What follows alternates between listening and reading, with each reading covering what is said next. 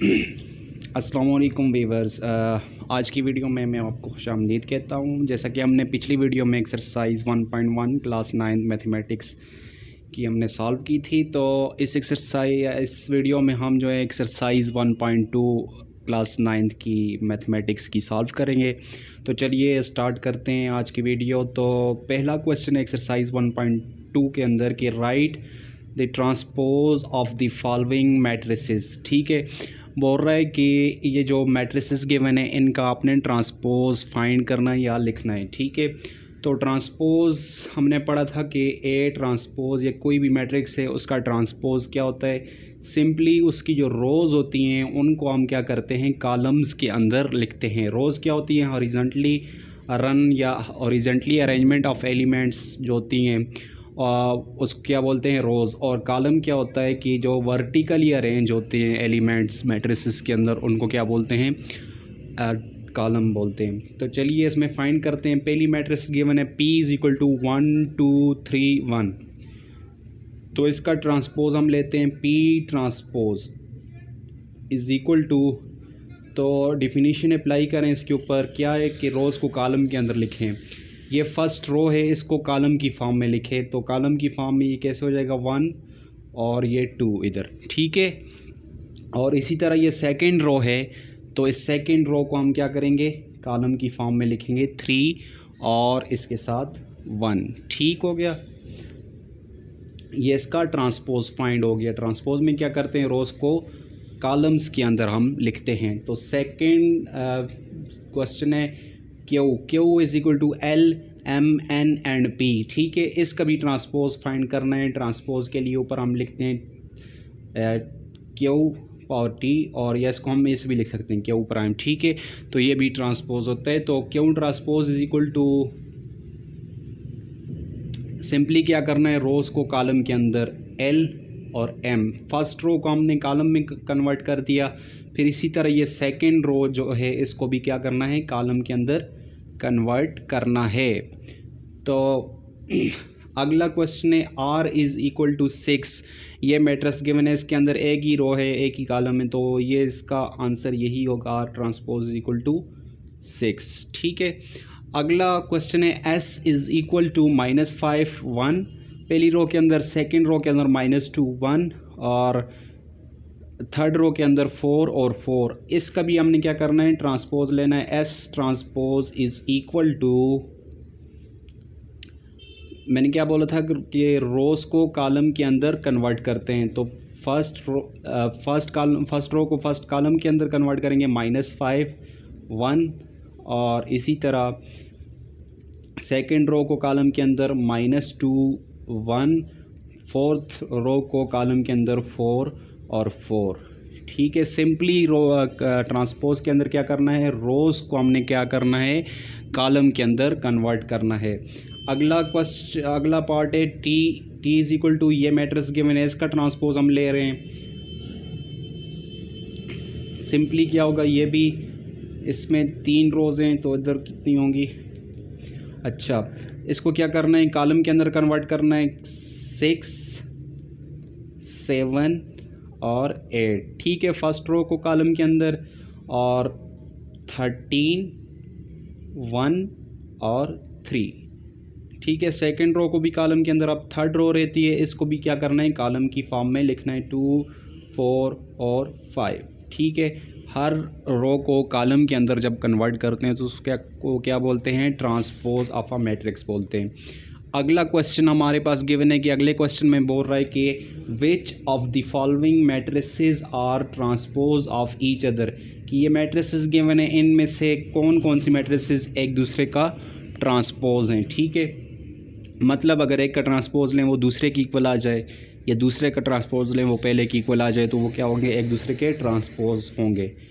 पहले ए और बी को चेक करके देखते हैं। ठीक है, ए और बी आपस में क्या होंगी, ट्रांसपोज होंगी, क्योंकि देखते हैं, चेक करते हैं। ए सी के साथ नहीं हो सकता, ए डी के साथ, इस तरह डी सी के साथ, बी सी के साथ और बी डी के साथ नहीं हो सकता, क्योंकि इनके अंदर एलिमेंट्स ही डिफरेंट हैं। तो चलिए देखते हैं, ए और बी को चेक करते हैं। अगर हम ए का ट्रांसपोज लें, ए ट्रांसपोज = फर्स्ट रो को कॉलम के अंदर A1 A2, ठीक है। सेकंड रो को कॉलम के अंदर B1 B2। तो ये क्या है, देखिए ये B के इक्वल आ रहा है या नहीं। A1 इधर है B के अंदर और A ट्रांसपोज में आया है, B1 B1 A2 A2 और B2 B2, ठीक है। जो किसके इक्वल आ गया, B के इक्वल आ गया। अब इसी तरह B को अगर ट्रांसपोज लें, B transpose is equal to row को कॉलम के अंदर कन्वर्ट करें A1 और B1। इसी तरह सेकंड रो को कॉलम के अंदर A2 B2। तो ये किसके इक्वल आ गया, ये देखिए B ट्रांसपोज A के इक्वल आ रहा है इधर।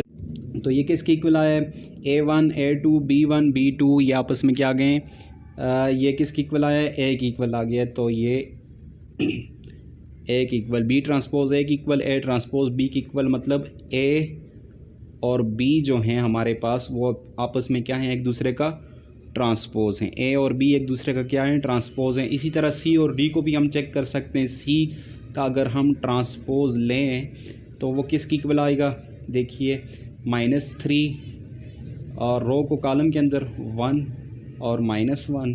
फिर इसी तरह सेकंड रो को कॉलम के अंदर 4 2 7, ठीक है। ये किसकी इक्वल आ गया, C ट्रांसपोज किसकी इक्वल आ गया, इसके इक्वल आ गया, D के इक्वल आ गया। ये किसके इक्वल है, D के, क्योंकि -3 4 -3 4, ठीक है। अच्छा -3 1, अच्छा मेरे ख्याल से इधर भी माइनस है, मुझसे मिस्टेक हुई है, आप चेक कर लीजिएगा। लेकिन इस तरह इसको चेक करना है, ठीक है। सिंपल आप मेथड देख लें, माइनस प्लस की गलती हो सकती है इसमें। अच्छा फिर उसके बाद D transpose is equal to, इसी तरह D का भी अगर ट्रांसपोज लें तो वो किसकी इक्वल आएगा, 3 रो को कॉलम के अंदर 3 4 और इसी तरह 1 और 2 और -1 और 7, ठीक है। इधर माइनस है, इधर भी माइनस है मेरे ख्याल से। सिर्फ मेथड यही है कि अगर आपको बोला जाए कि आप चेक करें कि कौन सी मैट्रिसेस आपस में ट्रांसपोज हैं, सिंपली आप क्या करें, एक मैट्रिसेस का ट्रांसपोज लें, वो दूसरे के इक्वल आता है, तो मतलब वो दोनों आपस में क्या हैं, ट्रांसपोज हैं, ठीक है। तो आगे चलते हैं। अगला क्वेश्चन जो है, which of the following matrices are symmetric, कौन इनमें से कौन कौन सी मैट्रिसेस सिमेट्रिक हैं। तो सिमेट्रिक की डिफिनीशन हमने क्या पढ़ी थी कि जब हम किसी भी matrix let's suppose A matrix है हमारे पास, उसका ट्रांसपोज लें तो वो किसके इक्वल आ जाए, ए के ही इक्वल आ जाए, तो वो क्या होती है, सिमेट्रिक मैट्रिक्स होती है। जब किसी मैट्रिक्स का ट्रांसपोज लें और वो उसी मैट्रिक्स के इक्वल आ जाए तो वो क्या होती है, सिमेट्रिक मैट्रिक्स होती है। तो चलिए इस फर्स्ट क्वेश्चन को सॉल्व करते हैं हम। सबसे पहले क्या करना है, ट्रांसपोज ले के चेक करना है कि वो ए की इक्वल आता है या नहीं आता, ठीक है। तो ट्रांसपोज के अंदर क्या करते होते हैं, रोज़ को कॉलम के अंदर कन्वर्ट करते हैं। फर्स्ट रो को कॉलम के अंदर 5 -7 और इसी तरह -1 और 5। तो ये ए की इक्वल आया है या नहीं आया, ठीक है। चेक करते हैं, +5 इधर भी 5 है, -1 इधर 7 है, तो ये ए की इक्वल नहीं आया, इज़ नॉट इक्वल टू ए। इसका मतलब क्या है, hence A is not a symmetric matrix, ठीक है। सिमेट्रिक मैट्रिक्स मैंने ये शॉर्टकट लिख लिया। अगला क्वेश्चन इसी तरह है कि बी में भी हमें चेक करना है कि वो क्या है, सिमेट्रिक है या नहीं है। बी ट्रांसपोज लेके हम चेक करते हैं। क्या करना है, रोज़ को कॉलम के अंदर कन्वर्ट करना है। -1 अपनी जगह पे, रोज़ को कॉलम के अंदर -1 और 2, फिर इस रो को कॉलम के अंदर 2 और 3, ठीक है। अब चेक करें कि ये अगर इक्वल आती है बी ट्रांसपोज हमने लिए, वो बी के इक्वल आए तो इसका मतलब बी सिमेट्रिक होगा। तो चेक करते हैं, -1 इधर भी -1 है, 2 इधर भी 2 है और 2 फिर इधर 2 है, 3 और इधर 3 है, तो इसका मतलब ये किसकी इक्वल आ गया, is equal to B. B transpose is equal to क्या आ गया, बी आ गया। तो इसका मतलब क्या है, बी क्या है, सिमेट्रिक है। बी क्या है, सिमेट्रिक मैट्रिक्स है। बी क्या हो गई, सिमेट्रिक। थर्ड को हम पार्ट सी जो है पार्ट 3 के अंदर सी मैट्रिक्स जो गिवन है उसको हम चेक करते हैं। सिंपली क्या करना है, ट्रांसपोज लेना है, सी का ट्रांसपोज लेंगे, ट्रांसपोज के अंदर रोज़ को कॉलम के अंदर हम लिखेंगे 3 और 4, ये रो जो इसको कॉलम के अंदर लिख लिया, 5 और 6 ये रोज़ को हमने कॉलम के अंदर लिख लिया। अब चेक करते हैं ये सी के इक्वल आता है या नहीं आता। 3 इधर है, 3 इधर है, 5 है, इधर 4 है, तो इसका मतलब ये नॉट इक्वल टू सी। तो सी मतलब क्या हो गया, C is not equal to, C transpose is not equal to, C is not a symmetric. ठीक है, ये सिमेट्रिक मैट्रिक्स नहीं है। आगे चलते हैं, डी को चेक करते हैं। डी क्या है, डी ट्रांसपोज सिंपली इसी के साथ भी वही करना है कि रोज़ को कॉलम के अंदर, फर्स्ट रो को कॉलम के अंदर लिखेंगे 1 2 3 4, सेकंड रो को 5 6। ठीक है, ये तो आपको डायरेक्ट पता चल रहा है कि इसके अंदर रोज़ कितनी है, 3 है, इधर 2 हैं, तो ये क्या होगी, D transpose is not equal to D. तो ये सिमेट्रिक मैट्रिक्स नहीं है, ये सिमेट्रिक मैट्रिक्स नहीं है, नॉट अ सिमेट्रिक मैट्रिक्स। ठीक है, ये सिमेट्रिक मैट्रिक्स नहीं है। अगला क्वेश्चन है, अगले क्वेश्चन में देखते हैं क्या बोलता है, which of the following matrices are skew symmetric. इनमें से कौन कौन सी मैट्रिसेस स्क्यू सिमेट्रिक हैं। तो स्क्यू सिमेट्रिक के लिए लेट्स सपोज ए कोई भी हमारे पास मैट्रिक्स है और उसका हम ट्रांसपोज लें तो वो किसके इक्वल आ जाए, -a के इक्वल आ जाए। ठीक है, अगर किसी भी मैट्रिक्स का ट्रांसपोज लें तो वो उस मैट्रिक्स के नेगेटिव के इक्वल आए तो हम उसको क्या बोलेंगे, स्क्यू सिमेट्रिक मैट्रिक्स बोलेंगे। तो चलिए चेक करते हैं, फर्स्ट ए को चेक करते हैं। ए ट्रांसपोज लेते हैं, सबसे पहले इसका ट्रांसपोज सबसे पहले इसका लेना है 0, रोज़ को कॉलम के अंदर 4 -4 और 0। आगे क्या बोल रहे हैं, वो -a के इक्वल आए, तो इसके अंदर से ए ट्रांसपोज जो आया इसके अंदर से माइनस कामन लेंगे, इसको माइनस के साथ मल्टीप्लाई करें तो माइनस हमने कामन लिया, 0 अपनी जगह पे। ठीक है, 0 पे कोई असर नहीं, तो 0 पे कोई असर नहीं पड़ता, माइनस हो या प्लस। ठीक है, फिर उसके बाद 4 हो जाएगा, माइनस इससे कामन लिया, माइनस था और अंदर क्या रह जाएगा, प्लस। ठीक है, ये प्लस से अंदर क्या हो जाएगा, -4 और इसी तरह ये 0 अपनी जगह पे।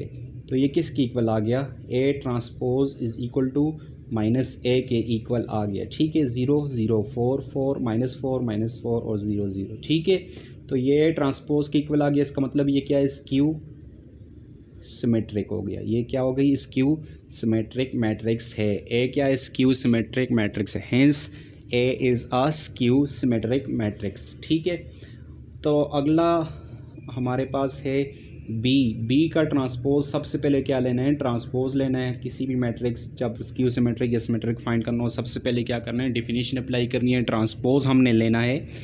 तो 0 रोज़ को कॉलम के अंदर -5 5 0। ठीक है, अब क्या बोल रहा है, ए ट्रांसपोज किसी भी मैट्रिक्स का ट्रांसपोज लें वो उसके नेगेटिव के इक्वल आ जाए तो वो फिर क्या होंगी, स्क्यू सिमेट्रिक। तो डिफिनीशन अप्लाई करते हैं, इसमें से माइनस कामन लें, 0 पे कोई इफेक्ट नहीं होगा। फिर उसके बाद ये हो जाएगा -5, क्योंकि इधर प्लस था, माइनस कामन लिया तो ये क्या हो जाएगा, -5। फिर इसके बाद ये क्या हो जाएगा, -5 + 5 हो जाएगा, 0 और 0।